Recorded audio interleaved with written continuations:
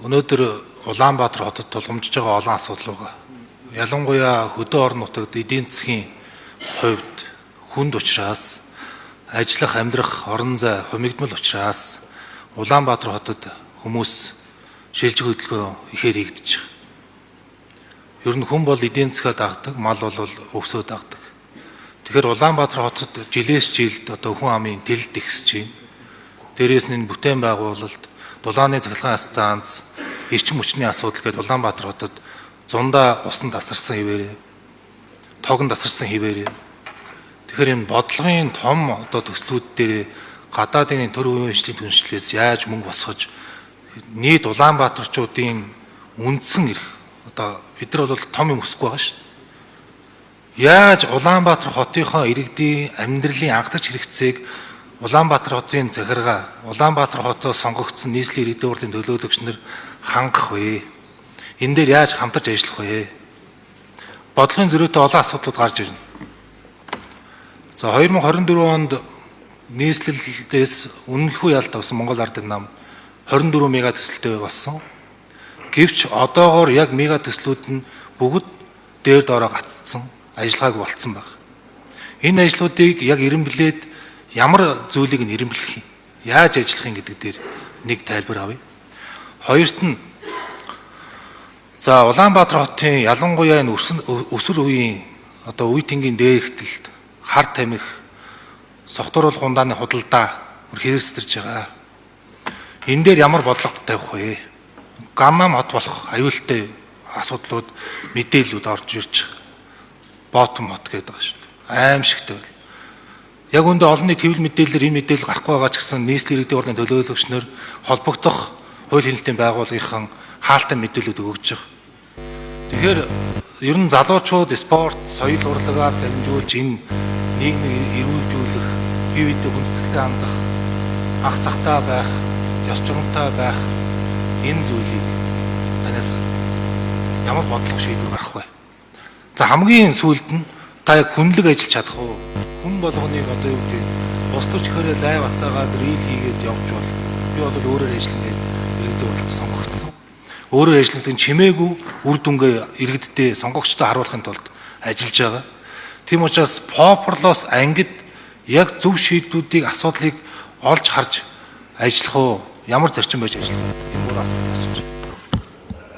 24 онд сонгогдсон иргэдийн хурлын төлөөлөгчдийн бүрэлдэхүүнийг харахад их сайхан залуутсан байна. Тэгээд асууж байгаа асуултууд ер нь их шинэлэг, залуу хүмүүс рүү чиглэсэн, гол байгаа болсон асуултууд орж иж байгаад маш баяртай байна.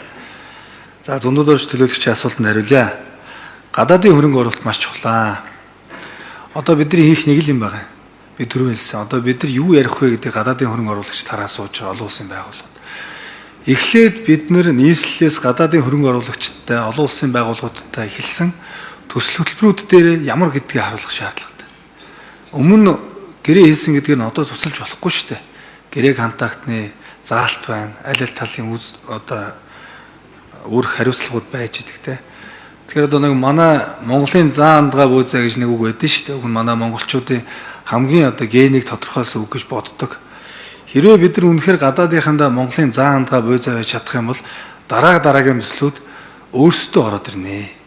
Зах зээлийн байрлал, геополитикийн тэнцвэргүй байдалтай холбоотойгоор манай улс руу чиглэж байгаа хүлээлт бол маш хүндэр байгаа шүү. Би сая бас энэ Төв Азийн орнуудаар, Зүүн Азийн орнуудаар одоо ажиллаар явж байгаад ирсэн. Тэр чинь маш олон улсуудын хүлээлт байгаа гэдэг нь бол харагджилээ. За тэгэхээр маш тодорхой хэлэх юм бол бидний хэлсэн ажлууд дээрээ тэрийг харуулна. Шинэ бодлогууд гаргана, шинэ оффуудыг тавина тийм ээ. Урилга хийлгэн гих мэтлээ. За хоёр дахь нь бол мега төслүүд дээр түрүүн хэлсэн. Ерөөсөө энэ хөлбөр нь түүлийн зөв хөлбөр муу юм уу? Яг энэ тухайн асуудлыг шийдэхэд энэ хамгийн эцсийн хөлбөр муу юм уу гэдэг ихний шалгуур. Хоёрдугаар санхүү эдийн засгийн тооцоо тэр болгоны ил тод нээлттэй байлгаж иргэдийн дэмжлэгийг авсан цагтл явал хотын иргэд өөрсдийн хотод юу хийгдгийг бас олцох ёстой шүү дээ. Мэдээж одоо өөрсдийн сонгосон төлөөлөгчдөрөө дамжуулаад үг хэлээ хэлж байгаа. Гэхдээ энэ хангалтгүй байна гэдгийг өнгөрсөн 1-2 сарын хугацаанд бүгдээрээ харлаа.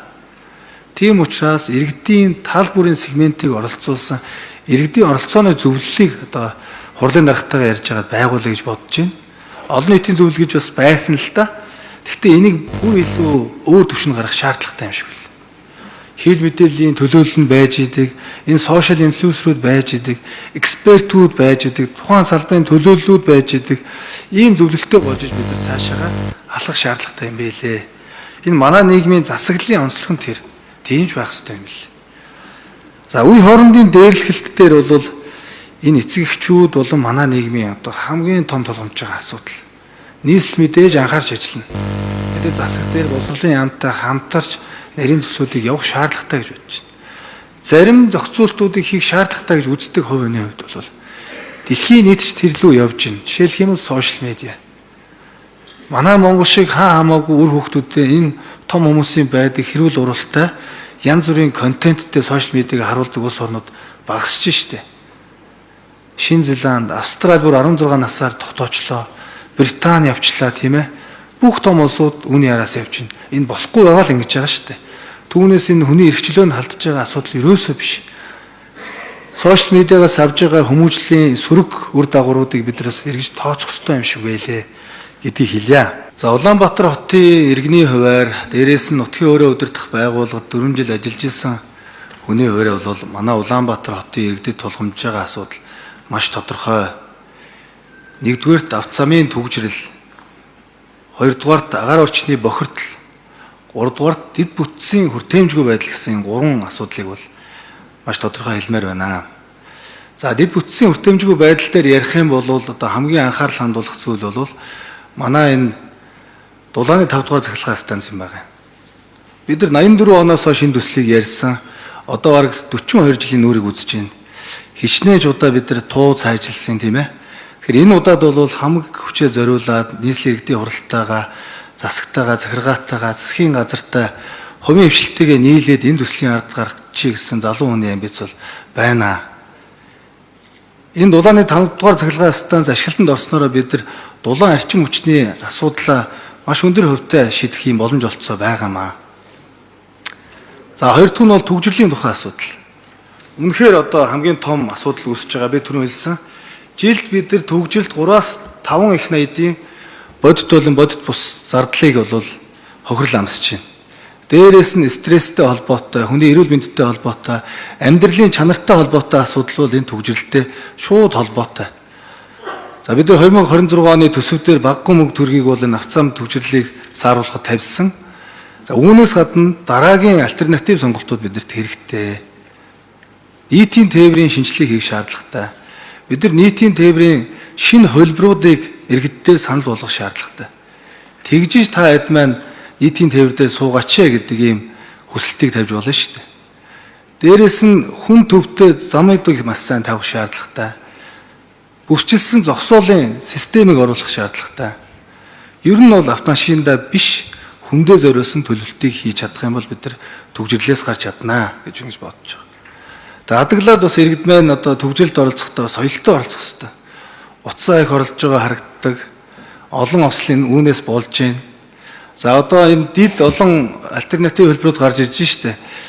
Скутертэй холбоотой, өндөг дугуйтай холбоотой асуудлыг бол хотын даргын хувьд өөрөө байнга дугуйнд явж зорчдог хүний хувьд бол бас нэлээд өргөн хүрээнд олж харьяа гэж ингэж бодож байгаа. Улирлын онцлог бас байгаа. Манайх шиг хүүтэн хотууд яаж нийтийн тээврээ, яаж дугуйн болон явган хүний замаа шийдэж байгаа туршлагуудыг бид нар оруулах шаардлагатай. Агаар орчны бохирдол. За энэ үнэхээр хүнд асуудал.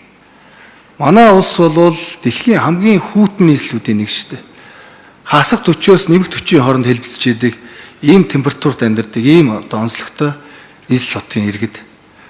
Тэгэхээр бид нар одоо үүн дээр дэлхийн эрүүл мэндийн байгууллагын гаргасан судалгааг харахад хамгийн хүнд үедээ бид нар ямар ч аюулгүй гэдэг агаар орчны түвшнээс 27 дахин их ийм хордоо нөхцөлд амьдарч байгаа ийм л иргэд. Тэгээ иргэд одоо залуу хүний хувьд бол өвөр хөөхөд хойч үе бодоход энэ асуудлыг зайлшгүй шийдэх шаардлагатай. 50 гаруй хувь нь одоо энэ яндан хашаа хороолоос гарч байгаа агаарын бохирдол. Үлдсэн 30 орчим хувь нь бол автомашины агаарын бохирдол байгаа. Тэгэхээр хамгийн түрүүний асуудал маш ойлгомжтой. Энэ яндангуудыг цөөлөх шаардлагатай. 20 минутын хот сэлбэдэд төвтэй холбоотой яг адилхан юм дахин төлөвлөлт барилгажуулалтыг бол явуулах шаардлагатай. За хоёрдугаарт манай гэр хороолд амьдарч байгаа иргэд рүү дэд бүтцийн холболтыг хийх шаардлагатай. Ингэж л яндан буугарна. За өнгөрсөн 2025-аас 2026 шилжих өвлийн агаар орчны бохирдол 30%-аар буурсан байдаг. Энэ бол сайн үзүүлэлт. Бид нар хагас коксцсон төлсийг авчирсан. Гэхдээ энэ бол богино хугацааны шийдэл. Урт хугацаанд бол бид нар дараагийн бодлого гаргаад явна. За энэ өвөл одоо хаяанд ирсэн байна. Хэрвээ хотын дарга болох юм бол хамгийн түрүүнд одоо энэ өвлжилтийн бэлтгэл рүү орохгүй бол цаг тулаад ирсэн байна. Ирэх одоо өвөл бол бид нар импортоор энэ төлшөө авчрахаас өөр арга байхгүй. Цаашдаа бол бид нар энэ үйлдвэрээ технологиг авчирч өөрсдөө одоо маш их нүүрстэй баян улс шүү дээ. Улаанбаатартаа их хорондоо үйлдвэрлээд энэ түлшний асуудлыг шийдэх хамгийн түрүүний асуудал гэж ингэж харж байна. Эцэст нь хэлэхэд утаа, түгжрэл, дэд бүтцийн хүртээмжгүй байдал дээр гол анхаарлаа хандуулж ажиллана.